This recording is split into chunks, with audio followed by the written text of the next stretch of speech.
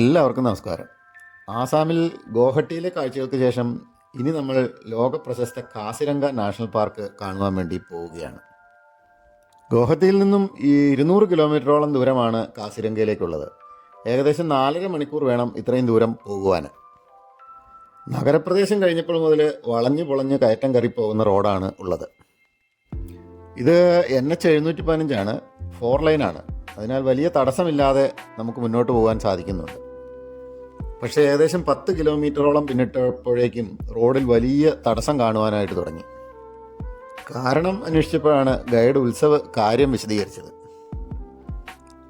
ആസാമിലെ ബഹുമുഖ പ്രതിമയും പ്രശസ്ത ഗായകനുമായിരുന്ന സുബിൻ ഗാർഗ് എന്നയാൾ 2025 സെപ്റ്റംബർ 19 സിംഗപ്പൂരിൽ വെച്ച് മരണപ്പെടുകയും അദ്ദേഹത്തിൻ്റെ ഭൗതിക ശരീരം ഈ റോഡിന് സമീപത്തായി സർക്കാർ നൽകിയ ഭൂമിയിൽ സംസ്കരിക്കുകയും ചെയ്തിട്ടുണ്ട്. അദ്ദേഹത്തിൻ്റെ ചിതാഭസ്മം സൂക്ഷിച്ചിട്ടുള്ള ഇവിടെ ആദരസൂചകമായി നിരന്തരം എത്തിച്ചേരുന്ന ആരാധകരുടെ വാഹനങ്ങൾ റോഡിൽ പാർക്ക് ചെയ്യുന്നത് മൂലമാണ് ദിവസേന ഈ റോഡിൽ ഇത്തരം ഗതാഗത തടസ്സം നേരിടുന്നത് എന്നാണ് ഉത്സവ് പറഞ്ഞത്. റോഡിന് ഇരുവശവും സുബിൻ ഗാർഗിൻ്റെ വലിയ ഫ്ലക്സുകളൊക്കെ സ്ഥാപിച്ചിട്ടുണ്ട്. ദിവസേന ഗതാഗത തടസ്സം ഉണ്ടാകുന്നതിനാലും ധാരാളം ആൾക്കാർ വരുന്നതിനാലും വഴിയോര കച്ചവടങ്ങളും മറ്റുമൊക്കെ ഇവിടെ തുടങ്ങിയിട്ടുമുണ്ട്. ആരാധകർ എത്തിച്ചേർന്ന നിരവധി ബസ്സുകൾ റോഡരികിൽ പാർക്ക് ചെയ്തിരിക്കുന്നതും കാണാം. അദ്ദേഹത്തിൻ്റെ ഫ്ലക്സ് കെട്ടിയ ബസ്സുകളിൽ ആരാധകർ വന്നിറങ്ങി റോഡ് ക്രോസ് ചെയ്ത് പോകുന്നതിനാലാണ് വാഹനങ്ങൾ കൂടുതലായി തടസ്സപ്പെടുന്നത്. ചെറുപ്പക്കാരും പ്രായമായവരും കുട്ടികളും അടക്കം ആയിരക്കണക്കിന് ആരാധകരാണ് ഒരു തീർത്ഥാടനം പോലെ ഇവിടേക്ക് എത്തിക്കൊണ്ടിരിക്കുന്നത്.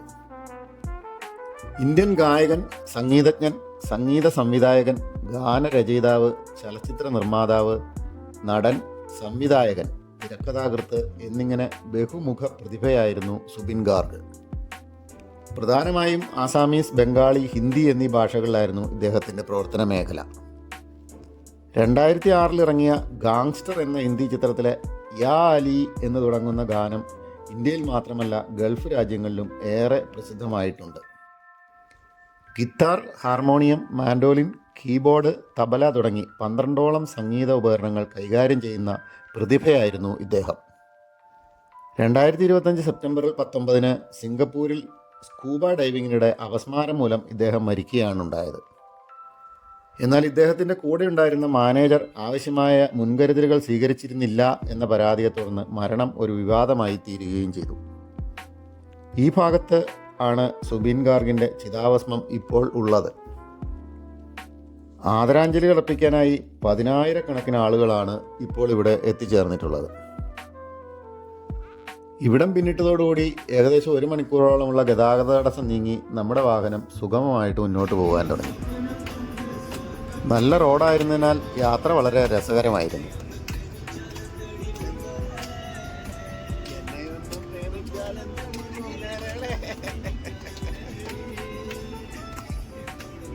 അല്പദൂരം പിന്നിട്ടപ്പോഴേക്കും റോഡിനിരുവശവും വയൽ കൃഷികൾ കാണുവാൻ തുടങ്ങി. ബ്രഹ്മപുത്ര തടത്തിലെ പച്ച വിരിച്ച കൃഷിപ്പാടങ്ങൾ മനോഹരമായ കാഴ്ച തന്നെയാണ്. ചില സ്ഥലങ്ങളിൽ റോഡിനോട് ചേർന്ന് മുള കൊണ്ടും മറ്റും നിർമ്മിച്ച പല വസ്തുക്കളും വിൽപ്പനയ്ക്ക് വെച്ചിട്ടുള്ളതും കാണാവുന്നതാണ്. ഉച്ചഭക്ഷണം റിഫ്രഷോ എന്ന ഹോട്ടലിലായിരുന്നു. മനോഹരമായ പരിസരവും പൂന്തോട്ടവുമുള്ള ഒരു വലിയ കെട്ടിടത്തിലായിരുന്നു ഈ ഹോട്ടൽ പ്രവർത്തിച്ചിരുന്നത്. ഉച്ചഭക്ഷണവും ഫോട്ടോ എടുപ്പും എല്ലാം കൂടി 1 മണിക്കൂറോളം നീണ്ടുപോയി. ഉച്ചഭക്ഷണ ശേഷം വീണ്ടും വയലേലകളും മറ്റും പിന്നിട്ട് ഞങ്ങളുടെ വാഹനം പോയിക്കൊണ്ടിരിക്കുകയാണ്.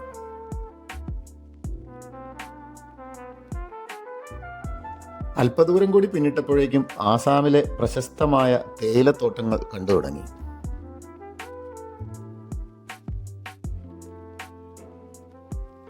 ഞങ്ങൾ വാഹനം നിർത്തി തേയിലത്തോട്ടത്തിൽ നടന്നും മറ്റും ഫോട്ടോകൾ എടുക്കുകയും ചെയ്തു.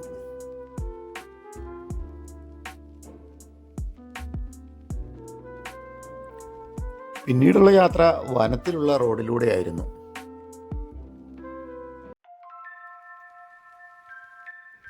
ഇപ്പോൾ റോഡിനിരുവശവുമായി ചതുപ്പുനിലങ്ങൾ കാണുന്നുണ്ട്. ഈ ഭാഗങ്ങളെല്ലാം കാസിരംഗ നാഷണൽ പാർക്കിൽ ഉൾപ്പെട്ട പ്രദേശങ്ങളാണ്. ഈ പ്രദേശങ്ങളിൽ കാട്ടുപോത്ത്, ആന, ഒറ്റക്കൊമ്പൻ കാണ്ടാമൃഗങ്ങൾ, മാനുകൾ എന്നിവയെല്ലാം കാണപ്പെടുന്ന സ്ഥലങ്ങളാണ്.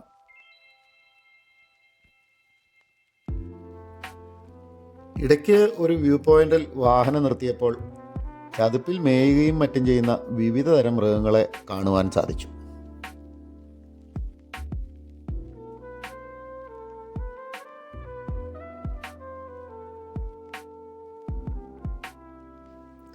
ഈ ഭാഗങ്ങളിലെല്ലാം വൈകുന്നേരമാകുമ്പോഴേക്കും മാനുകളും പോത്തുകളും കാണ്ടാമൃഗങ്ങളും ഭക്ഷണത്തിനായി എത്തിച്ചേരുന്ന സ്ഥലങ്ങളാണ്.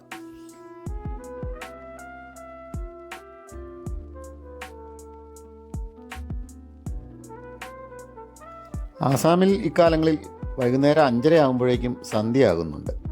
അതിനാൽ അധികം താമസിയാതെ തന്നെ ഞങ്ങൾ വീണ്ടും യാത്രയായി.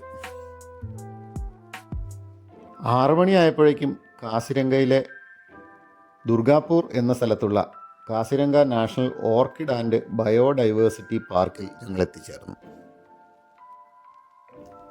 പാർക്കിലേക്ക് പ്രവേശിക്കുന്നതിന് മുമ്പുള്ള വഴിക്കിരുവശവും നിരവധി കച്ചവട സ്ഥാപനങ്ങളുണ്ട്.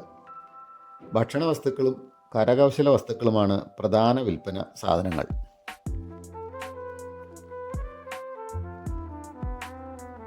ചില സ്റ്റാളുകളിൽ വിവിധ തരം ഡ്രസ്സുകളും ബാഗുകളുമെല്ലാം വിൽപ്പനയ്ക്ക് വെച്ചിട്ടുണ്ട്.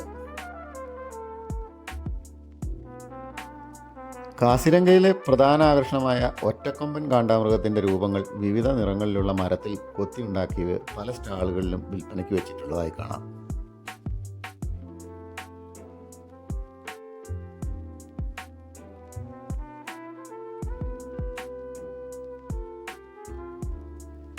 ആസാമിലെ വിവിധ മ്യൂസിക്കൽ ഉപകരണങ്ങൾ പ്രദർശനത്തിന് വെച്ചിരിക്കുന്ന ഒരു സ്റ്റാൾ ഇവിടെ ഉണ്ട്.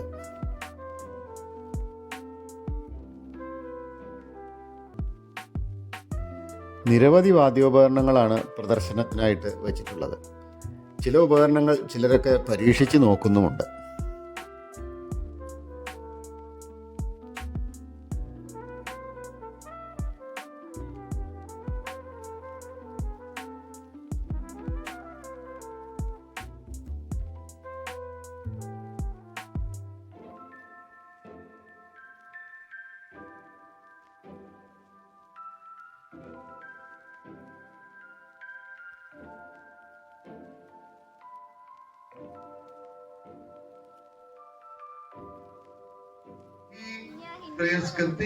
ഏഴ് മണിയോടുകൂടി മറ്റൊരു സ്റ്റേജിൽ ആസാമിലെ വിവിധ തരം വാദ്യോപകരണങ്ങളുടെയും ഡാൻസുകളുടെയും പ്രകടനം ഉണ്ടായിരുന്നു. ഏകദേശം 2 മണിക്കൂറോളം നീളുന്ന പ്രകടനത്തിൻ്റെ വീഡിയോ പ്രത്യേകമായി ഞാൻ കാണിച്ചിട്ടുണ്ട്.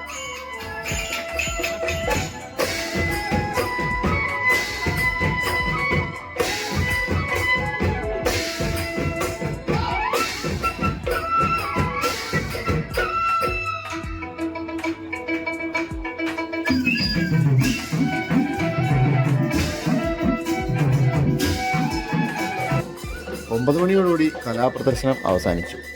ഇനി ഞങ്ങൾ കാസിരംഗയിൽ താമസിക്കുന്ന ഹോങ്തോർ റിസോർട്ടിലേക്ക് പോവുകയാണ്. അവിടുത്തെ കാഴ്ചകളുമായി വീണ്ടും കാണാം. Good bye.